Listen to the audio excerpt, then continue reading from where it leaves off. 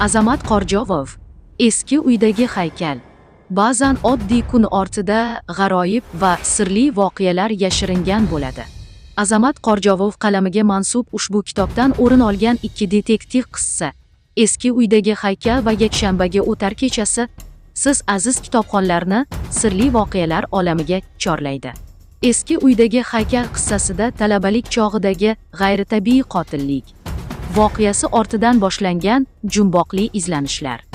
Yakshanbaga o'tar kechasi qissasida esa xotini bilan ajrashgan erkakning kutilmaganda birinchi oilasiga oid sirni bilib qolishi. Bu voqealar qahramonlarni taqdirning sirli va kutilmagan yo'llariga boshlaydi. Jumboqlar yechimini topishga tayyormisiz? Unda bu kitobni albatta mutolaa qiling. Sirli voqealar, kutilmagan burilishlar va jumboqli taqdirlar barchasi bir kitobda. Kitobni o'qing va sirlar olamiga sayohat qiling.